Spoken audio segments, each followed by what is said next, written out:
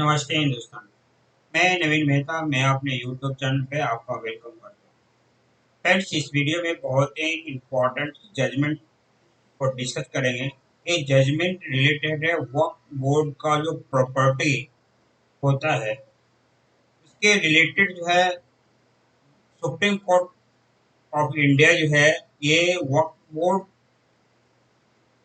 जिस रूल के अंतर्गत या मीन्स जिस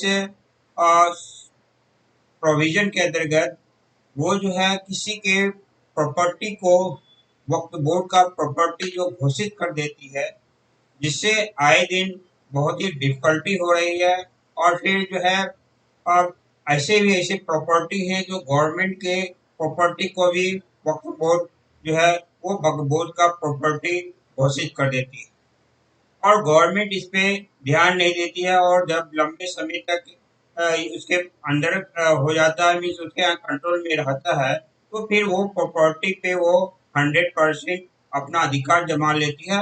इस तरह से आप कहेंगे तो इंडिया में second means second sorry third largest ये ऑर्गेनाइजेशन हो गई है जिसके पास लैंड प्रॉपर्टी है।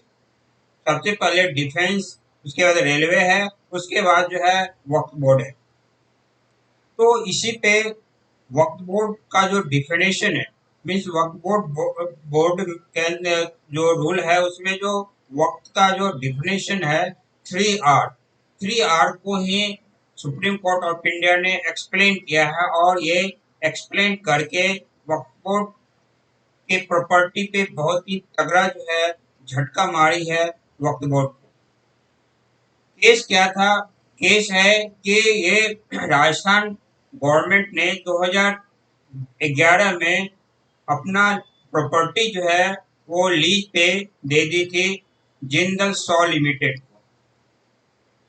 और उस प्रॉपर्टी पे जो है कुछ किनारे में वो माइनिंग प्रॉपर्टी थी और उस प्रॉपर्टी के कुछ हिस्से में मीन्स थोड़ा सा कॉर्नर में वहां पे एक दीवार खड़ा था और दीवार चबूतरे के रूप में था। उस पे वक्फ बोर्ड की तरफ से जो है वहां पे क्लेम किया गया कि ये वक्फ की प्रॉपर्टी है और ये सरकार इसको जो है जिंदल सॉ लिमिटेड को नहीं दान कर सकती है।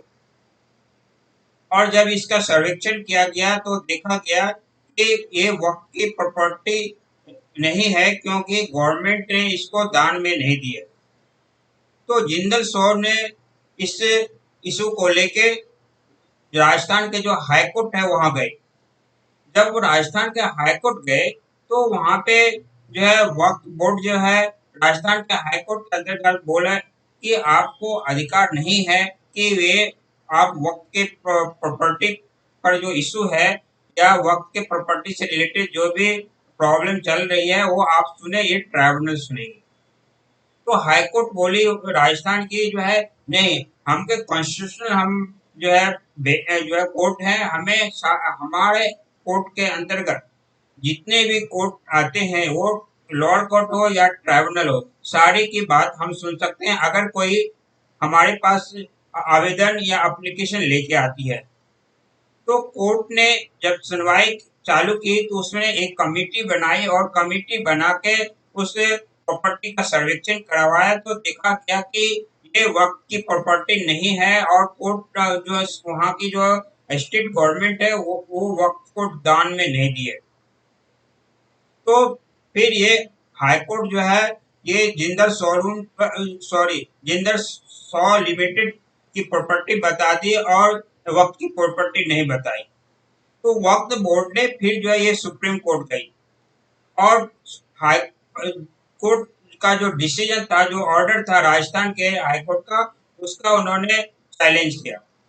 तो वहां पे जो है मीन्स सुप्रीम कोर्ट ने टू जस्टिस मीन्स एक हेमंत गुप्ता नाम के जस्टिस, दूसरा जो है वी रामा सुब्रमण्यम नाम के जस्टिस की एक बेंच ने इस केस को सुनवाई चालू की। जब सुनवाई चालू की तो उन्होंने पहला ही क्वेश्चन पूछा कि वक्त की प्रॉपर्टी होने के लिए क्या क्या शर्तें होनी चाहिए। तो उन्होंने वक्त बोर्ड का जो रेगुलेशन है, जो एक्ट है उसका जो है सेक्शन 3R को डिफाइन करना चालू की, और डिफाइन करते हुए पाया कि 4 क्राइटेरिया होनी चाहिए वक्फ बोर्ड की प्रॉपर्टी के लिए। पहला क्राइटेरिया है कि ये वक्त में किसी ने दान किया हुआ है। दूसरा है गवर्नमेंट ने किसी के रूप में ग्रांट किया हुआ। फिर कोई है कि कोई मुस्लिम्स है वो अपने बेटे को प्रॉपर्टी दिया और बेटे ने वक्त के रूप में दान किया। और चौथा है ये जो है वक्फ बोर्ड किसी तरह से प्रॉपर्टी से परचेज किया हो। तो ये सब रूल्स को देखते हुए जब डिफाइन किया गया तो सुप्रीम कोर्ट ने पाया कि ये जो लैंड है जो इशू में चल रही है, जिसपे वक्फ बोर्ड जो है अपना दावा पेश कर रही है, ये लैंड गवर्नमेंट ने कभी भी जो है ट्रांसफर या ग्रांट में वक्फ बोर्ड को नहीं दी है। तो फिर ये लैंड कैसे जो है वक्फ की प्रॉपर्टी हो सकती है? और ये सब को देखते हुए ये सुप्रीम कोर्ट ने जो भी हाईकोर्ट का ऑर्डर था राजस्थान हाईकोर्ट का, उसको बरकरार रखा और वक्त के डिमांड का वक्त बोर्ड का जो डिमांड थी उसको खारिज कर दिया। तो फ्रेंड्स, इससे बहुत ही इम्पोर्टेंट मैसेज आता है कि वक्त बोर्ड जो है आए दिन किसी के प्रॉपर्टी पे हाथ रख के बोल देती है कि ये वक्त की प्रॉपर्टी है, आप ट्राइब्यूनल में जाइए, ट्राइब्यूनल में लड़िए, फिर वहां से हारेंगे हाई कोर्ट जाइए, हाई कोर्ट से सुप्रीम कोर्ट जाइए, और आए दिन प्रॉब्लम। जनरली देखा जाता है कि ये गवर्नमेंट के प्रॉपर्टी पे कहीं पे किनारे में जो है वक्त जो है अपना मजा लगा देते हैं और फिर वहां पे नमाज पढ़ने लगते हैं और बाद में वो घर की प्रॉपर्टी के नाम कर देते हैं। कहीं पार्क होता है वहां भी ऐसा करते हैं। तो इससे अब जो भी भारतीय हैं, भारतीय जो और नॉन मुस्लिम है, नॉन वक्त से रिलेटेड पीपल है, ये समाज में खड़े होके वो ये बोल सकते हैं या समाज में खड़े होके सुप्रीम कोर्ट का एक जजमेंट है उस जजमेंट को और जो है लेके जो है ना समाज में जो भी लैंड फंसा हुआ है उस या जिस पे जो है वक्फ बोर्ड की जो है प्रॉपर्टी का दावा हो रही है, वक्फ बोर्ड प्रॉपर्टी का दावा कर रही है, उसके अगेंस्ट में जाके उस लैंड को वक्फ बोर्ड से छुड़वाया जा सकता है। क्योंकि ये सुप्रीम का जो जजमेंट है बहुत ही लैंडमार्क जजमेंट है। इससे बहुत ही धक्का पहुंचने वाली है वक्फ बोर्ड की, क्योंकि आए दिन जो है जैसा कि मैं बताया वक्फ बोर्ड का मोनोपोली बढ़ता जा रहा था।